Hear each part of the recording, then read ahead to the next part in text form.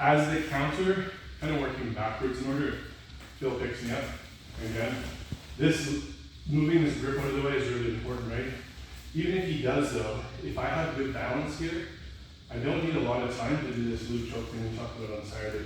So to straighten this down, I like leaning on this because it stops him from effectively driving his head. If he can move me around with his head, it's hard to set up anything because I'm just worried about not getting taken out. So when I lean down on this, it opens up, I get the loop choke grip, and then I immediately go over top and over here. Okay. We talked about this on Saturday, but it's very hard for him. The escape he needs really is to be low to the ground and barrel roll out. It's very hard for him to do that when he's standing. Even if he kind of bails on the choke and tries to sit and roll out this way, if I just follow him, I'm going to put him in danger and I get points for the takedown. It's like a counter takedown. So loop choke is a very valid defense if the person is letting you hop around. Or sorry, if you feel like you're not being forced to fall. So whether you have to hop or not, if you feel like you're balanced, you can be here. Okay, other options. Here, I'll drop into the fill on each of them. More classic Sumi, pushing here, hop in, pulling this way. Make sure you follow up with them if you're thinking BJJ rules like we are now.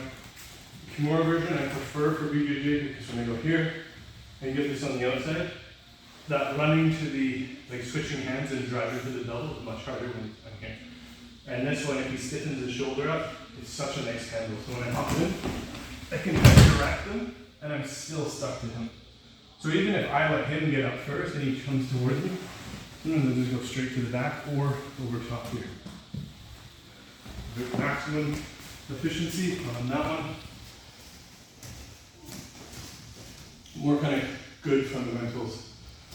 Classic kind of, I'd say goes for wrestling and you do a lot of time the goals. You want to hold judo when you can pick up the leg. You want to stop here, right? You want to be lifting their body and be driving down at the same time. If you can't do that, you have to do some of the others. But if you can do that, actually I'll do it right side. Most people are right. So again, belt is a great option from here. And then grip or grip here. I just need something here to pull his elbow. Really what I'm looking for is to get a good solid grip. And I'm using basically my glute and my lower back, my hamstring, to just try and drive forward this way. And if I can get here, all I need is a small step. And I can throw it in there. In Jiu-Jitsu, I don't like to throw so hard and bounce on them because obviously if we get turned over right away, they get the 2 points.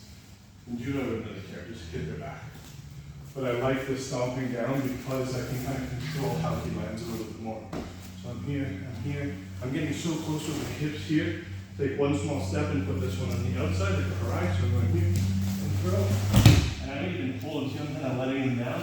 Because when I get down, I prefer to take the underhook, so I'll put it right away. Make sure you get your place, okay? As the defender, that's really it.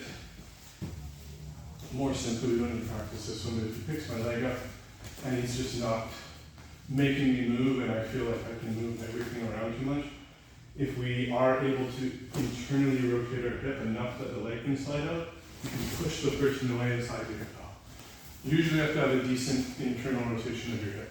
If you're stiff this way, if you can't turn your leg much this way, it's hard.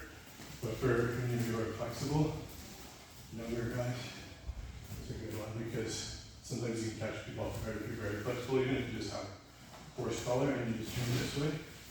Keep the grip first, as long as my knee is above, when I get here, it's very hard for me to finish because the angle is a bit difficult, okay? So I want to actually do the throwing one because I think it's underutilized in just strictly BJJ rules. And I've seen a lot of judo players do it, and wrestlers too. You see that one actually in no-gi a lot these days. People will shoot in for a single leg and in no-gi a lot of times they'll use the underhook. So they'll get a nice deep underhook, which is valid in gi too. And then from here, They're just making sure they can get their foot down, and usually it's a big hurrah. And sometimes it's only with one hand if you have a big enough overhook, especially in no-gi. People will go in here and you get a big turn lift. Even with the overhook. So if you like the overhook, do it. The only downside of the overhook for BJJ is when you land, they already have the underhook. So that's why I kind of like grabbing the belt. I can change my grips easier.